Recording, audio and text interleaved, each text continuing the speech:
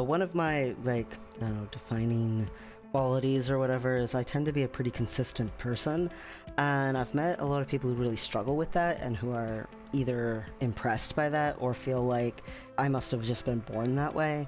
I can say probably some of it comes from my childhood and growing up in extreme poverty and almost daily systematic domestic violence. You get into like a survival mode and you learn really fast that if I create this pattern of behavior, I'm more likely to survive. So it's definitely something that was learned, not something that I was born with, in my opinion.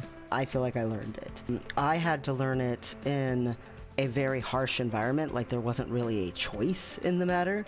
But I feel like anyone can learn consistency. It's just, I feel like consistency is this strange thing that our brains constantly are looking for.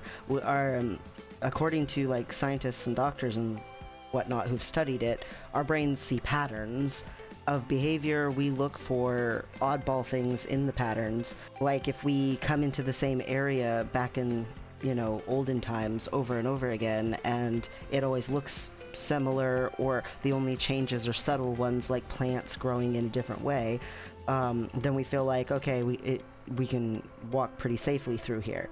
But then one time we see a slight bit of movement over in the corner, and suddenly our hackles rise and we're filled with vigilance and paying attention. And then, oh good, it's just a bird like fluttering all over the place or something. Or, oh no, that flick of movement was the tail of some creature about to come stalking after me. You have in your mind a sense of, this is stuff to watch out for, and this is stuff that's consistent and I can feel more trusting toward. And it's really important to be able to build that sense of creating patterns and trust with yourself. And it's something you're going to do no matter what. Humans are pretty habitual creatures in general. We create habits for ourselves, and we create, behaviors for ourselves, and some of them flat out just become so ingrained they become like compulsions, and that's just going to happen. It's sort of like self-talk. You're gonna talk to yourself no matter what. So are you gonna say kind things to yourself, or are you gonna say rude things to yourself? Are you gonna put yourself down? Are you gonna degrade yourself? Or are you gonna be your own friend? Because you're gonna be with yourself for the rest of your life, 24/7. You can't just be like, I don't have to talk to myself. If you're alive, you're going to talk to yourself. If you're alive, you're going to have habits, you're going to have behaviors. And those habits and behaviors can be detrimental and hard on you and make your life harder, or they can be helpful and good for you and make your life less hard. Sometimes we just learn from the people around us and the things we encounter, and we can learn some really unhealthy habits, and we sometimes encounter things that are way too hard for us at the moment, and because it was too hard for us at that moment, we, base on that experience, pull ourselves back and tighten ourselves too much. And I did that a lot for a lot of the first couple of decades of my life. I constantly almost was pulling back. I was extremely risk averse. I was risk averse to the point that I couldn't even comprehend the concept of, say, investing money, or the concept of reaching out to people instead of people reaching out to me. Like, it was a very, very difficult place to be in. I was so used to having to rely on myself and not trust people that I never asked for help. I never tried anything with other people, and it really cost me a lot of hardship and outright starvation and fear of losing housing, and it was not good. And so I had to adjust because I knew I had behaviors. I've always been super consistent, but I realized that some of my consistency was a negative consistency. And so I needed to change some of the things that I was habitually doing. And so how to do that? Like, in really, really straightforward terms. To me, consistency equals a sense of security. It equals a sense of security because your odds go up of something predictable happening. And it is not a guarantee. It is not a 100% chance. I want to make that very clear. But your odds do increase. If you predictably, say, start every morning with eggs at an exact same time, your predictably odds gonna go up that you're going to get hungry around the same time every morning, and you're probably gonna want to eat some eggs. If you brush your teeth twice a day, you can expect that your odds go up of not having cavities when you go to the dentist. If you don't brush your teeth twice a day, your odds go up of having cavities when you go to the dentist. It's literally, your odds change no matter what. By doing nothing, you are still doing something. By having a behavior of not brushing your teeth, of having a habit of not brushing your teeth, you're still being consistent. You're just being consistent in a way that's hurting you, in a way that's detrimental to you. So it's really important to understand what you want and what kind of life that you envision for yourself when you look at yourself, what kind of hopes and dreams you have, what kind of person you want to be, what kind of morals you want to have, to create habits that help get you closer to that image of yourself that you want to be. And so the habits that you want, you need to start really, really small. Because in order to change a habit, you have to keep promises to yourself. Self-discipline is doing something even when you don't want to. Self-discipline is what a lot of people call consistency. In reality, to me, it's just making a promise to myself that I will do something that is within my capacity to do, and I don't base that capacity on when I'm at my best. I base it on when I'm at my worst. So if I've had really a long day, my energy levels are already sapped, my patience threshold is small, my chances are right on the edge that I might end up being a little irritable or grouchy, would I still be able to keep the promise that I made? Not just to other people, but to myself. Not just a promise to other people because I don't want them to lose faith in me, but I don't want to lose faith in myself either. If I say I'm going to go on a date with a girl and I show up half an hour late, I'm going to have to be making excuses. She's not going to be really jazzed at all. If somehow there's a second date and I did it again, she'd be like, okay, this is establishing a pattern. This isn't okay. I'm not comfortable. I don't trust you.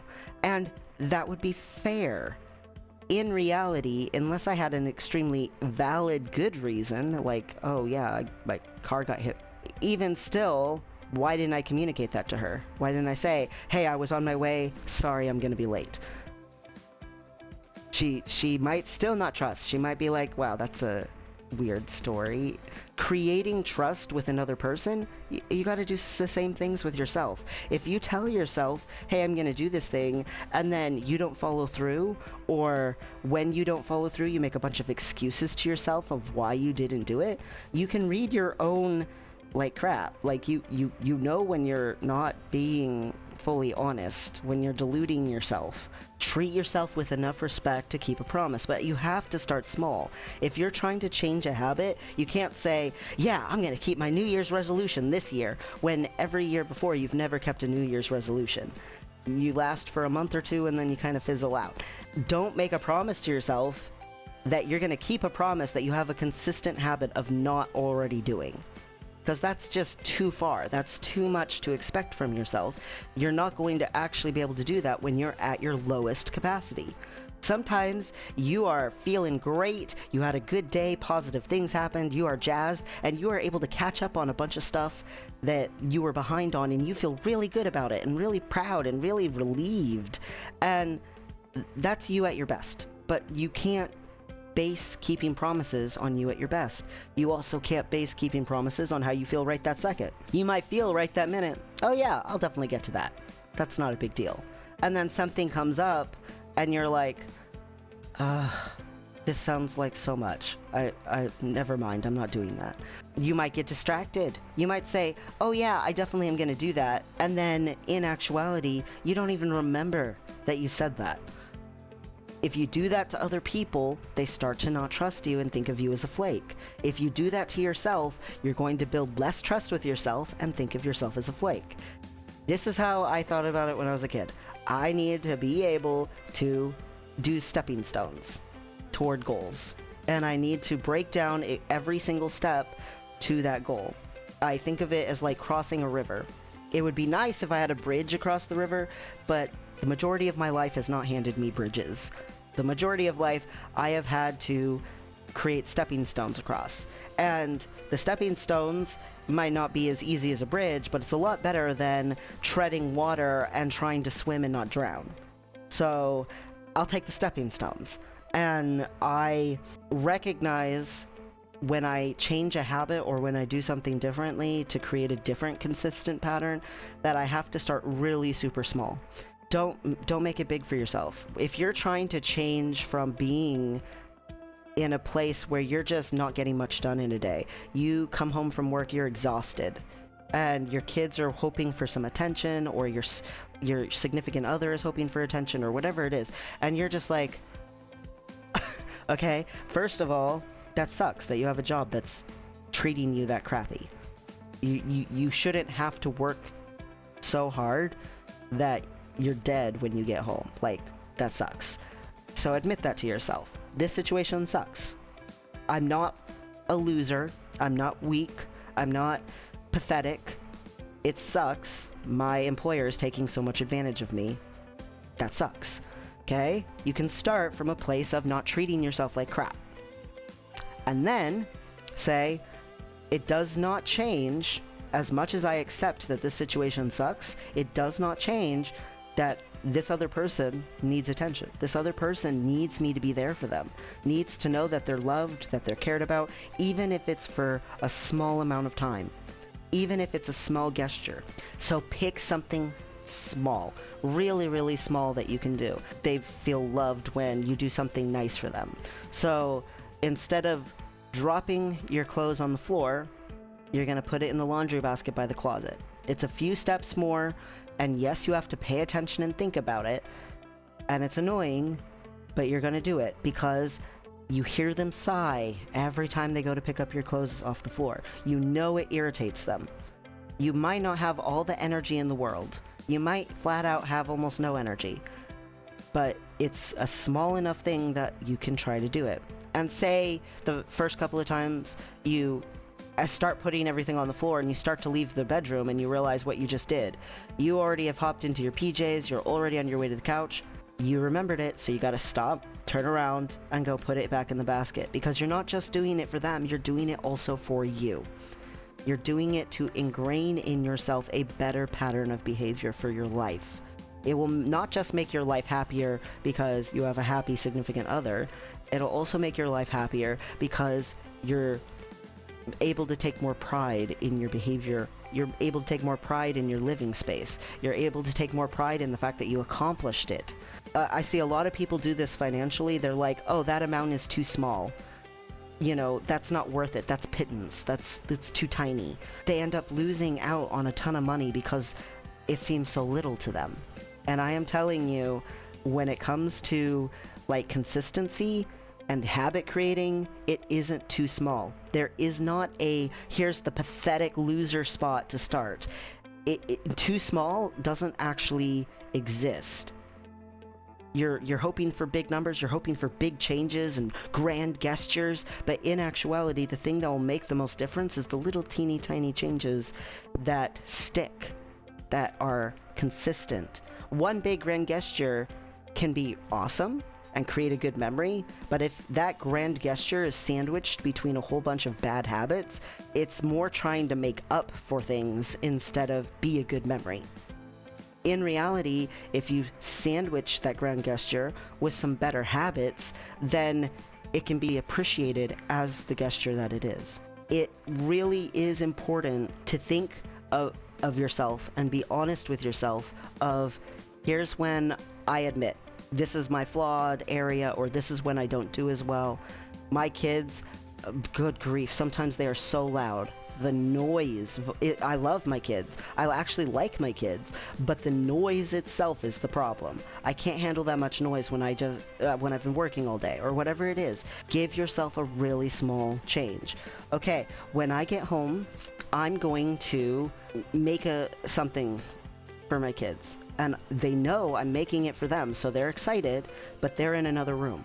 And I get a little bit of time where my kids feel loved, but I'm not in the same room as the noise. I come home and I make them a little snack after school. I put ants on a log, the celery with the peanut butter and the raisins, or, like make them apples. I slice up some apples and they have apple slices, or, give them some strawberries or whatever it is. But they know I'm going to do something nice for them. And it's less strenuous to chop up a couple of pieces of celery or baby carrots or whatever it is. It's a lot less strenuous than the noise, than the volume. You've got to find the thing that is hard for you and try to work around it at first. It's not like instantaneously you can jump from, I need to spend more time with my kids, I need to do more for my kids, to, oh my gosh, I can't handle this. It's only been 20 minutes. How am I supposed to do this? You can't just dive bomb in. It's not like cannonballing into the river. That's not actually going to help you in the long run. You may be able to survive it once, but you're trying to turn that into a consistent pattern is so much harder than just doing some little stepping stones.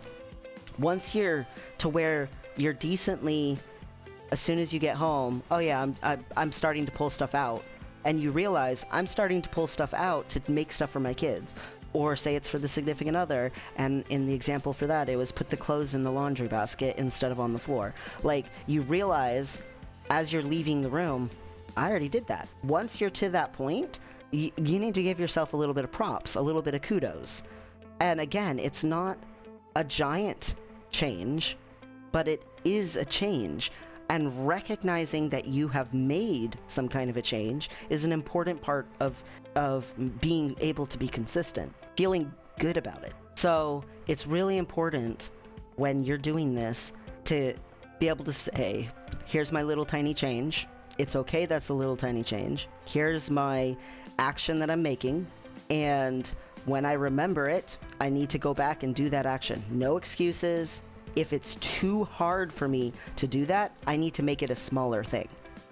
Sometimes we might say, oh, I think when I'm at my, most struggling or whatever, I could do this. And then you start to do it and you realize, actually, that's still too much.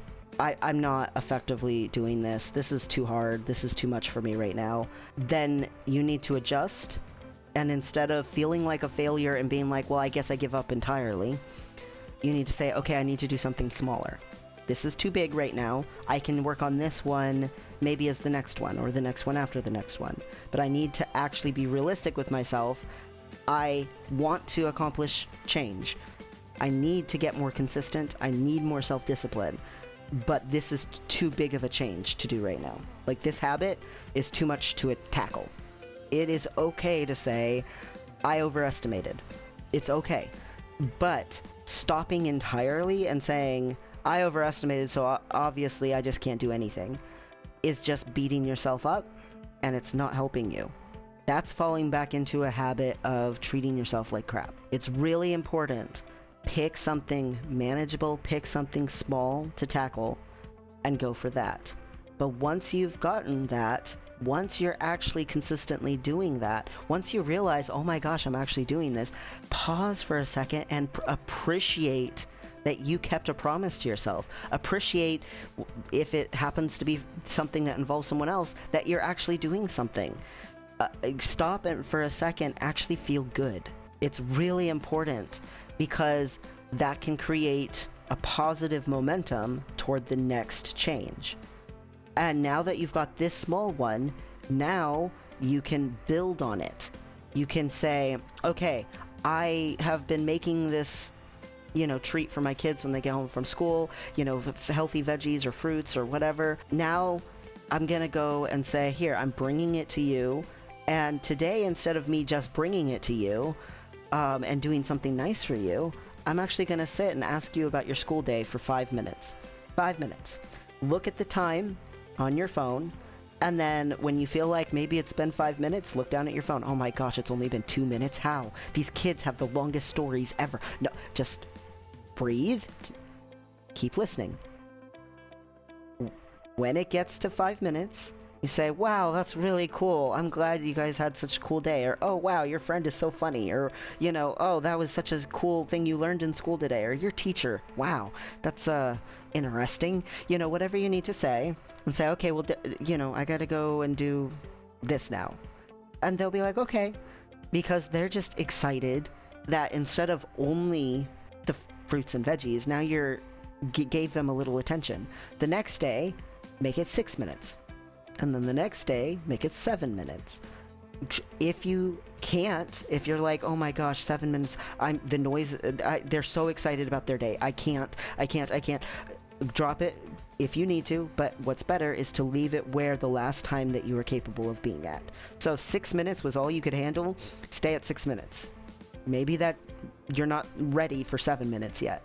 Don't beat yourself up that you're not making super fast progress.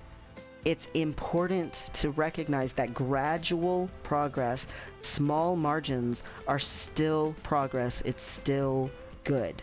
The point is to create the habit, not for the habit to be like this big, giant thing. Little small changes in us is the important thing for the consistency. Maybe you don't have a significant other, maybe you don't have kids, these examples don't apply to you. It's just your own life.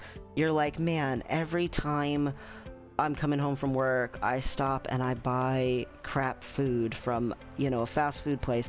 Why do I do this to myself? It costs me money, I'm getting chunky, I don't like that I'm doing this. It's a habit I'm not liking. It could be anything. That's just, again, a random example. But the point is, start small. Don't say, okay, well, I'm just gonna not go to fast food anymore. You've already got the habit. The habit's already there. So now you've got to make small adjustments to it. Next time you go to the fast food place, set a budget. Okay, well, I'm not buying anything that's over $5. I'll go there, but if it's over $5, I'm not getting it. Once you're to a point where you're consistently doing that, bring it down some more and say, okay, you know what? $1 menu or $2 menu, $3 menu, something like that. Okay, you know what? Next time, you know what? I've been getting like a burger, fries, and a soda, or I've been getting, you know, a bunch of tacos with some cinnamon bites, or, you know, whatever it is. So knock one of the items off. Buy less, okay? A smaller amount. Get to where maybe you can get to only having the drink, or only having the burger and not having the drink. Get to where it's one item. Get yourself weaned down and adjusting the habit. And slowly, once you're down to one item, maybe you can start stopping off somewhere a little healthier. You don't want to just jump from, oh, I keep going to the fast food place, I'm gonna stop going to the food place and I'm gonna go to the gym. Like, that's a big leap. That would be great, but that's cannonballing into the river instead of getting across the river. Consistency is about being able to keep promises to yourself. Your boss reamed you at work today. He just yelled at you and yelled at you. You felt like crap. It's going to be really hard to say no to that fast food on the way home. It's going to be really hard to resist your habit. You might be just thinking about, man, what a crap day, and suddenly realize you're at the food place. You didn't even remember driving to the fast food, but you're there. You're already in line. The habit will propel you. You're gonna be consistent no matter what. Whether it's in a good way or in a negative way for you. You're going to have patterns of behavior, you're gonna have consistencies, you're gonna have habits. So it's really important. Self-discipline is doing something that's beneficial even when you don't feel like it. And you've got to really be real with yourself. When I don't feel like it, what am I genuinely actually capable of? My capacity for handling something extra or doing something extra, how much can I actually do? And then keep that promise to yourself. Don't treat yourself bad just because you need to start with something small, because the small things are the things that often make a massive difference.